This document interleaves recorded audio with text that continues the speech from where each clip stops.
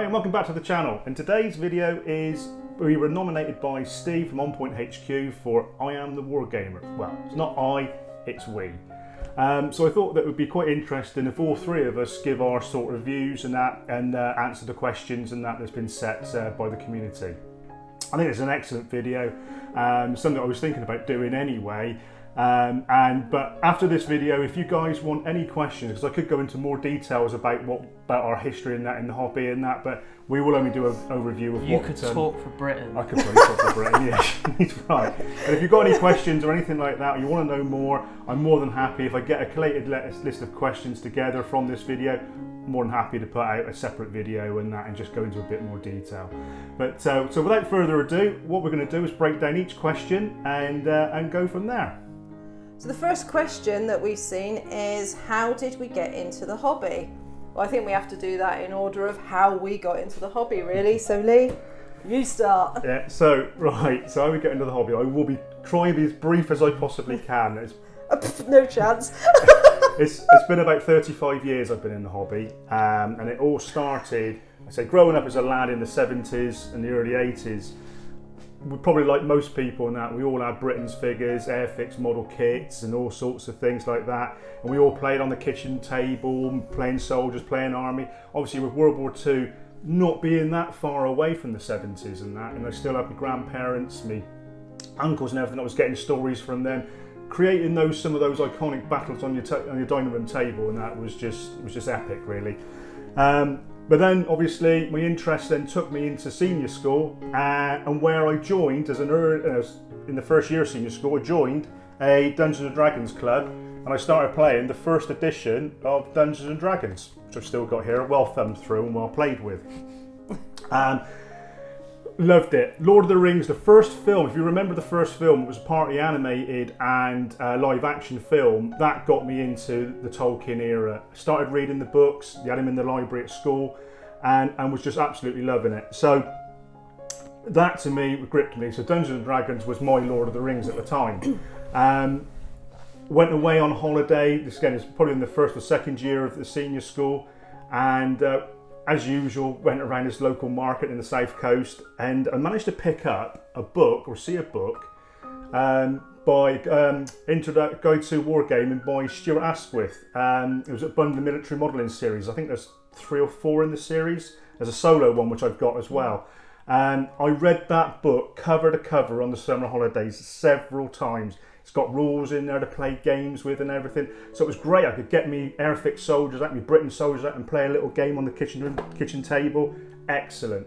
And then, thirst of knowledge of even more, I then picked up the old Donna Featherstone's Complete Wargaming. This is an excellent book. Just to have on your shelf as a bit of nostalgia. It's a really fantastic book. But I wanted to know more. Started buying the military modelling magazines, and in there I seen that there was clubs. And then from those clubs I've noticed that there was one in Devizes, which was sort of 10 miles down the road from me. And I managed to go down to there, and I met a guy by the name of Frank Humphreys. Frank was the original president of the club when it first formed in the late 70s. And he sort of, as a young teenager, he took me under his wing and sort of looked after me, really. And Frank was fantastic. He was a lovely bloke. Yeah, lovely bloke. Couldn't wish for a nicer man, really. And he introduced me into the wider spectrum of wargaming. Introduced me to a lot of other people. Gary Bullock, who's been a good friend of mine for all over these years.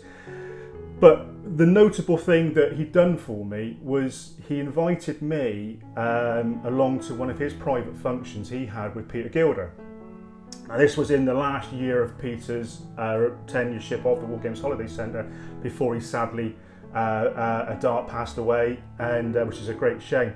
But the 2 weekends that I was invited to his private functions for Peter's close friends, again, I was only a young lad, and to be taken under the wing by some of the top people in the industry at the time was just awe-inspiring. And Peter, his games and his way he ran the game struck a chord with me, and that to me I've took on board ever since all my wargaming sort of years, 35 years as I said. So I've always wanted to emulate not just the sheer spectacle of a game, because that to me is not it.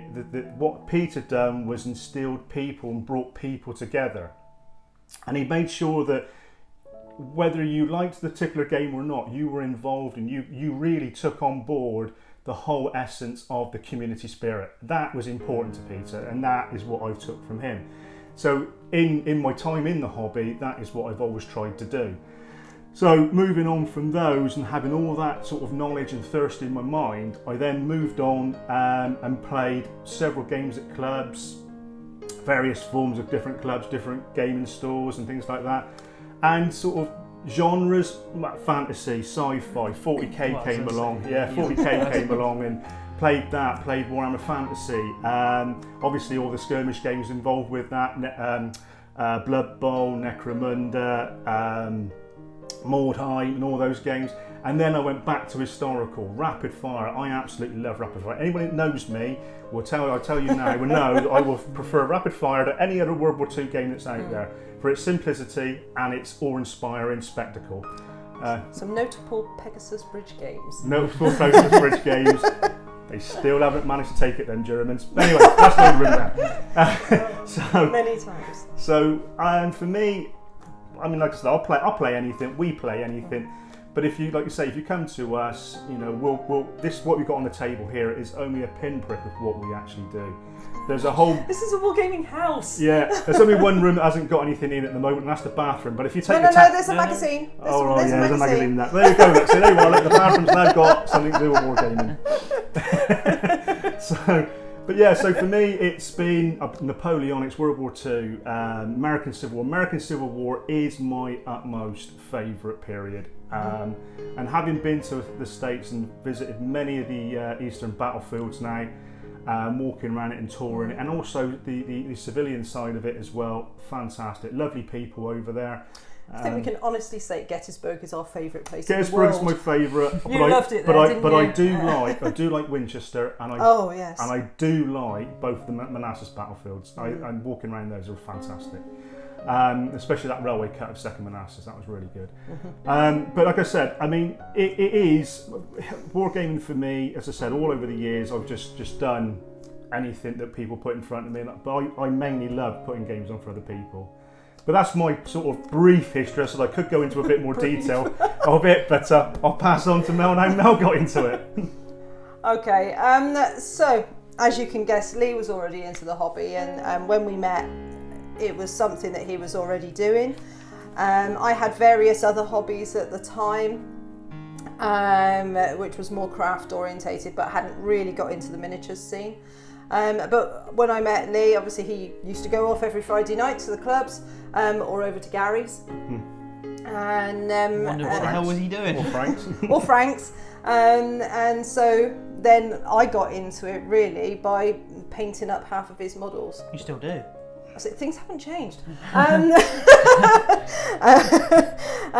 it was through the American Civil War stuff. So my first introduction really was painting Dixon's American Civil War. I still love them figures.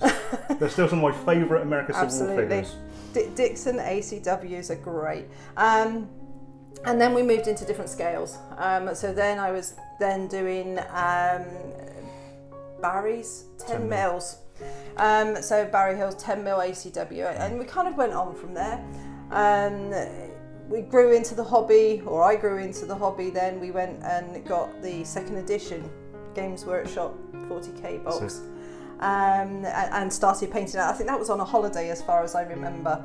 And it's really gone from there. Mine is just hobbying. So I think it's over to Jamie now, really. Well, I've been in Wargaming for nearly 20 years now. Yes, and you are 19. I am 19. I think that tells you everything about it. Born into a Wargaming family. Yeah, I didn't get a choice. I pretty much had an army before I was born. It was your Ultramarine army. Yeah, it was on a 90-year lease.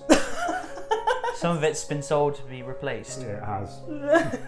The rest is still on a 90-year lease.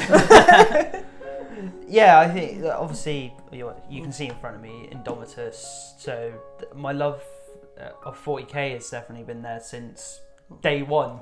of my life, really. Day one, it's all the way to now. But yeah, I've got a lot more historical stuff building up now, certainly. But it's just awe-inspiring. Legion, obviously, Star Wars Legion, Star Wars, as you've seen from past few videos, Star Wars is my passion. So when they announced Legion, that was a get to. But getting into the hobby definitely was it was a bit weird because obviously to start with I was trying to be told not to chew the models and actually just move them. Don't eat them. Don't eat them. Oh, that's another one we got to throw in the bin. But and what you find, I think, from certainly as a young person is potentially you could think, oh, they start in the wargaming, and then as they get older, get into their teenage years, certainly in my generation, all right, we'll drop it. But then you see people come and pick it back up. I never was like that. I've always loved wargaming. If you ask me what would I rather buy, a sort of PlayStation game or a Wargames kit, it'd be a Wargames kit. Because PlayStation game, I can play it and then it's done with. But with a Wargames kit, I can do so much more with it. Get a lot of value out of it. Yeah. And I think really there's not really much more to say because obviously that is the story. Yeah, I think we can say we're in for a life. Yeah, we're in for a life. As they say, if you have a tattoo, it's in the skin. Well, wargaming is in the skin. Definitely. It's there. This is our tattoo. This is us. And like I said, I think with Jamie, obviously he's up to his current point. Mel, she's obviously had no choice. And yes, but in all fairness, if I didn't get into the hobby and the painting wise, you would not have any armies at all. No, you're right. I will say that Mel has taken over the painting majority. And it's great. So that hopefully answers the first question for you. And as I said, if you want to know anything more about the first question and that in more detail, we're more than happy. Absolutely. Put the questions in the comments below, and we'll certainly answer them. Make another video, be a bit more detailed because there is quite a big story there. It's big history. There's a big history. Varied history. A bumpy ride. Bumpy ride, yeah. So there we have it then. So on to question 2. Okay, so the second question that was there is, why did we start a YouTube channel? Okay, I think I'll take this one on. So originally, about 4 years ago, we started our blog through WordPress. We kind of started it as a diary. We were going on the holiday. That was the first time we were going over to America to the battlefields, and we wanted just to keep a diary somewhere. And we started that blog. What are we doing in the hobby? What games are we doing? And that went on for quite some time with just those single blog things. We were just doing photos, doing write-ups. But we wanted to progress from there. And that progression was with starting videos. And we were putting our videos on the blog site. Now, obviously, with the blog sites, you have certain subscription levels, and with putting videos on, it takes up a lot of space on that blog. And we had a look through. Lee had been talking with Travis from Tabletop CP and Fraser's from Von Ketteringham about how to do the YouTube channels. They've been looking at it for quite a while, hadn't you, and having a chat with them. If anyone knows me, knows I am anti-social media. I've been kicking against it ever since it first came out. So for me to look up and say, hey guys, how'd you do this? And set up Facebook and do this and everything else. It was a big step. Yes, it was a huge step. Welcome to the modern world. Finally dragging him into the current century. I'm still on abacuses, I understand that. And so obviously looking at space-wise on the blog, we decided that, okay, it's time to bite the bullet, and you were pushing for the YouTube channel. I have to say we were kind of slightly resistant to start with. Yep. Not being very comfortable in front of cameras, etc. But it's gone on from there, and it's why we started it is really just to keep a diary. It's a video diary of what we do here at the channel. And hopefully share it with you guys, and hopefully you get some inspiration from what we're doing that it inspires you to go on and do projects similarly, or take some of our notes and go on from there. Yeah, absolutely. And so that's the reason why we started it, is for our own diary and for everybody else. We hope that you enjoy what we do. And that's really how we started, I suppose. I think that's fair enough, yeah.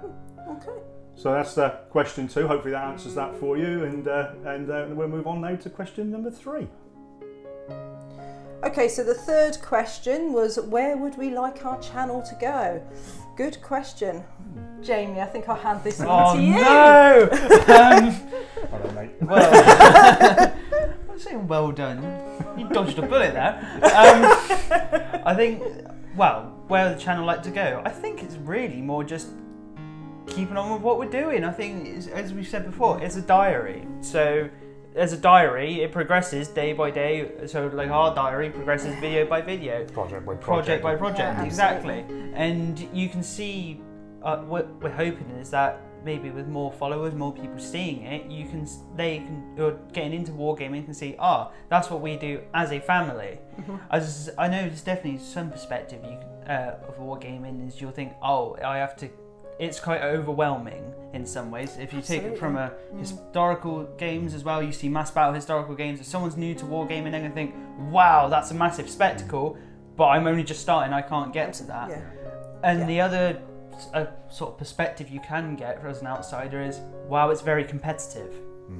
And it can be, yeah. I mean, that is something we stress upon here, and again, part of what I took from Peter Gilder, like, it's not competitive. It's meant to be fun, and it's meant to be. If you're playing a historical game, you're trying to recreate the battle and trying to obviously change history. If you're doing Waterloo or something like that, Borodino or things like that, which we played, and Gettysburg, which we played. So it can be in a competitive, fun way, and that's how it should be. Wargaming isn't about tournaments. It's not about tournaments. It's not about points. It's about you getting together with your mates, your family, your friends, and everything else, and just enjoying the hobby together. So yeah, I agree. Yep. Yeah, and as you said, that's definitely the sector that we have. So hopefully, getting that to a wider audience of people, not being overwhelmed with that pressure of competitiveness or the overwhelmingness of a large game. It's just see projects. We're definitely going to be expanding projects. As we've said, this is just a selection of stuff on here. I think it's the very family. minimal. Yeah, it's the family element as well, though. Is obviously for us is we do this as a family. We do all of the projects. All of us do all of the projects. It's not well, you do that, you do that, you do that. And I think that's important to show the wider community that it doesn't just have to be, oh well, that's Dad's hobby. It doesn't have to be that at all. It's encouraging women, children. Exactly. We have to be all not that inclusive. you're a child anymore, but that is that encouraging. No, we have to be all inclusive in the hobby. For the hobby to survive and move forward, we have to make sure we are all inclusive, and that it doesn't matter who you are, gender, whatever. It doesn't matter. If you like what we're doing, if you like what people are, the hobby, just get involved, get and play. And that's how we want. So much stuff out there as well. It's not specifically one thing. We've mentioned 40k here, but if you say Wargaming someone, you're going to think Warhammer straight away. That's a fact. Exactly. But there's so many other fantasy, so Lord of the many Rings, other games. And everything. I think that's also what certainly recently in the industry has been pushed is definitely licenses. So Lord of the Rings is being pushed, Fallout, Elder Scrolls are definitely taking, especially to attract the younger audience. And I definitely think that is what's happening in the industry. I think what's happening is where the hobby was frightened, or the industry was frightened that the younger generation were going to jump to their PlayStations, PCs, Xboxes, etc., and move away from the hobby. I think it's had the reverse effect. I think we're now starting to see the younger generation come the other way. They've played the game, now they want to see the miniatures, they want to see the tabletop. So you are seeing an influx of those games. And for us, like Jamie was been saying, for us, our channel is about showing you those games, showing you it is possible to play those games in a fun, family-friendly environment. All our games, or if we do battle reports, you will have narrative. We will change the rules. We will change the rules to suit our narrative. We won't play strictly by the point system. Our Batman game proved that. Our Batman game proved that. I mean, I purposely went for it. Well, you didn't. You did it by accident. Well, I did by accident. You're quite right. No, I did it on purpose. Excuses. No, but that's. Our Star Wars games as well. We purposely go for the narrative over than what it's meant to be written in. Rules is written because it's fun. And if you have fun watching it, that's what we do. I'll tell a story. And that's that really. I think So taking the channel forward, it's definitely more of what we're doing. Really, more of what we're doing. Hopefully you enjoy it. Get more people on board. Absolutely, definitely. So I think that answers question 3, I hope. A lot. A lot. And we'll move into question 4. Okay, so the last of the 4 questions is, what advice would you give to someone thinking about setting up their own channel? Well, Lee, you did a lot of investigating into how to do the channel in the first place, so I think it's better. Do you remember how to do it? No. And it's best off that you take that one, I think. My first bit of advice, find someone of the younger generation who understands technology. Get them to do it because they understand it. I'm an old fud. No, seriously though. You've just worked out how to get the iPhone working. Yeah, exactly. To the computer. What I will say is don't worry about getting expensive equipment, cameras, lighting, sound, everything. Don't worry about all Everything of that. happens over time. Everything happens all over time. Set up the channel for what you want to do. If you're passionate about a project, if you're passionate about reading a book, if you're passionate about some figures, talk about it. Talk about it. Make a video. But have in mind of what you want your channel to do, how you want it to be. And that, by that I mean, one thing you won't get from the 3 of us is we will never ever downvote any video that we see. God, no, I hate it. Personally, I think it's disrespectful. I think it's disrespectful to the people that's made the videos. For the simple reason, if you're passionate about what you do, you're excited to show off what you do. If it's not for you, then move on. You've got the remote, you've got the button to press to turn off. That's your choice. But to downvote somebody, I think it's very disrespectful because you're disrespecting their hobby and their enjoyment. And it's not even constructive criticism, No, because it's all you're not. doing is just saying downvote and then just move on. Well, that's not helping them to improve for the next time. So don't take it personally. Don't take it personally. Really don't take No. it personally. If somebody downvotes you, that's their issue, not yours. But like I said, you won't get that from us. We will either give you a like, if we got time, give you a like, and then obviously we've got time to give you a comment. If not, we do both, because that's the way we are, because we believe in what you do. We believe in the community. The community is fantastic, and by and large, the community is excellent. You want to know the answer to a question? Ask the community. The community will always give advice, whether it be painting, modelling, how to set up a YouTube channel, you know, how they went about setting up a YouTube channel. Again, you know. thank you to Travis and Fraser. Yeah, thank you to Travis and Fraser. I mean, I was talking to them for a good year before I started the channel, and I was following their videos and that, and watching their back catalogues of videos and everything, sort of seeing how they do it. I'm friends with them on Facebook and that, and chatting to them in Messenger. So they were great help, you know. And I've met a lot of people through Facebook now, and through YouTube, and we chat away. Steve is another one from On Point HQ. During the lockdown, That's awesome. we hooked up on Skype and that. What was going to be sort of like an hour's chat, about 3-4 hours later, we were still chatting, just talking crap, like, you know. But it was great, and it was great to meet people. You're used to doing that. Well, I'm used to doing that, he's quite right. So it was great to meet people, and there are a lot more people on here that I would love to sort of have a game with, throw down some dice with, and have a drink with, because I think Nick from Medieval Warrior as well is somebody, such a nice guy. Nick is a great guy, and I think he's just infectious of his videos. Absolutely. And that he does. But yeah, I think like I said, just do it. You know, don't look into it how it's going to work for you. But like I said, all our videos, even this one, is shot on my iPhone 8. Yeah, so there's nothing special. I've not done anything. Yes, we've all got mics, but other than that, hey, no, only yesterday did we get extra mics. Yeah. we were all huddling around one, like, you know. So yeah, like I said, so you can do it off your microphone, off your iPhone. Yeah. But all this has been shot off of my iPhone. So at the end of the day, you know, just enjoy it, enjoy what you're doing, and any questions, don't hesitate to ask, because we're all here to help. We've all started from somewhere. I mean, our channel is still relatively new, so. Yeah. But also have in mind, one of the things I will say is also have in mind what you want. Our channel is free. We do not get paid subscriptions or anything like that. I do advertise where I get my product from, and that is only for the fact that I enjoy the shop, I enjoy the people, and I will really say supportive. they are really supportive of what we do, and are really supportive of the community. So for me, that is important. So I will show off what It's I no get. different than going down to your local Wargames Exactly. show, isn't it? No, exactly. You always So got to support your I will local. support everything I possibly can, because without them, we won't have a hobby. So, Exactly. and I know Eccentric Man, Ken Eccentric Man, he does the same thing. And I know BNP, I think he's changed his name now to the Miniature Painter. He does the same thing. So I think we need to support our local. I mean, Entoyment's not local to us; it's an hour and a half away. But I'm willing to travel the hour and a half to go and get my product because it's a great centre.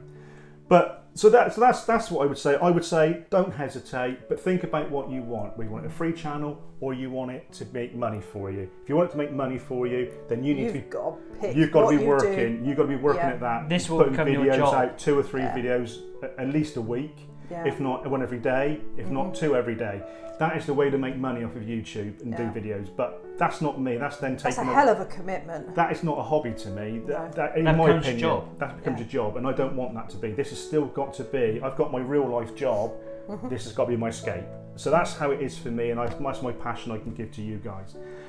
So that's it, really. That's all I can sort of say, really. I think also just don't worry, especially your first few videos. Expect them to be not up to the standard that you want them to be. You're your own worst critic. Yeah, you are. Yeah, And absolutely. so, but there's not going to be that standard. But you need to have that foundation to build on. We're all learning. Look at our oldest videos.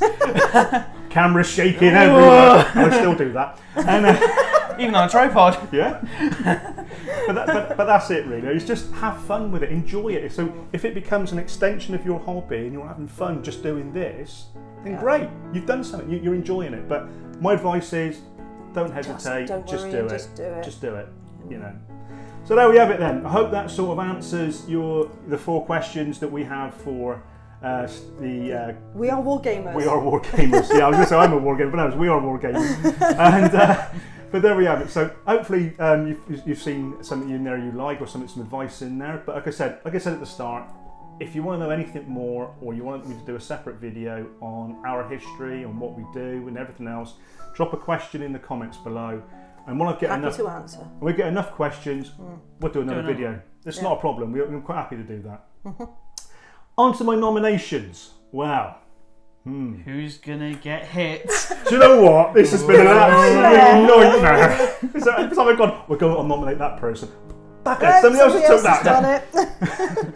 So, the nominations I will say last in a second, but I said the ones I will second the nominations that's happened this week. One is the channel Mary Hinge, and that's Jim. I will second his nomination. He was done by Miniature Painter recently. Jim, I think it's really local to us. I think he plays in Big in Bristol when he plays, which is quite local to us. So I'd love to get together with Jim at some point, throw down some dice, have a drink, meet up with him, play some sharp practice. So Jim, if you're watching, mate, get forward to meeting you, mate. So I second his nomination. Another nomination I second is Paul Richardson. Paul, I think, is a similar age to me. We're sort of friends on Facebook. We've had a chat a couple of times, and but I'd love to know his journey into the hobby as well. I think that'd be quite interesting. Sort of maybe we've achieved the similar sort of ground. And the other second nomination I would second is Phil R. Phil R was one of the first subscribers we had to the channel, and I've sort of seen Phil on various other blogs that I'm a part of as well. And he is very, very supportive. And his videos that he does with his 15mm miniatures, which are absolutely beautiful. And the storytelling he does with his videos is awesome. So yeah, I second those 3. But for my nominations, number one goes to Emmett Miniatures and Wargaming. Recently, I've been watching back through his back catalogue of videos, and his recent ones he's been doing is some French Indian Wars miniatures, and they are beautiful. And his back catalogue, which I'm now catching up on, he's done some obviously Napoleonics and some bolt action bits and pieces and that, and he's great. And I'd love to hear more about his journey and everything and what he's been up to. So Emmett Miniatures and Wargaming, mate, you're my first nomination. And second nomination is got to be Duncan FX. Duncan he was in the hobby a few years ago, and he's had a bit of a hiatus, and he's now come back into it. So again, I'd like to know sort of more about his journey, about what he's getting up to. He's recently been doing some, he's got the Band of Brothers set, bolt action, he's getting into that. I'd like to know about his journey, when he was in it before, the gap, and then why he came back. So that'd be quite interesting. But my third nomination has to be Medieval Warrior Wargaming, Nick. Mate, you along with Phil R was one of my first subscribers, and you've been some of the first channels we subscribed to, and some channels we subscribed to, and followed all the way through. And you have been supportive of us all the way through. And mate, I'd love to know a bit more about your history in the hobby. I know you've shown a few bits and videos and that you've done over the last 6 months, but I'd love to hear more. And I think that what Nick does, along with Phil R, their storytelling in their miniatures with their videos is just awe-inspiring. You know, it makes you want to go and follow and do the same things that they're doing. It does. I mean, me personally, I'm Wars of the Roses fan, but Nick is the 100 Years War. But there's a story behind that as well. If you want to know more, kind of question in below. But Nick is into his 100 Years War, and he's got, and the way he does his miniatures throughout the 100 years, different armour and everything else to represent with the battles and everything, it's just infectious. It really is. So Nick, you are my third nomination, mate. So there we have it. So that's all nominations, all questions, and bit of a long Welcome video. to our history. Welcome to our small part of our history. A small part of our history, yes. Yeah, so like I said, thank you very much for watching, and I hope this has been sort of an insight and sort of enjoyable for you. You've got anything else to add? I don't think so. Well, I've not really had as much experience, but You have? well, You've had I've 19 had years nearly worth. 20 years. Yeah. You know what a model tastes like as well. Yeah, all right. No, excellent. Anything else to add? No, I don't think so. I think it's just, you know, we have got quite a long history in the war game. It's been up and down, and there's more to come.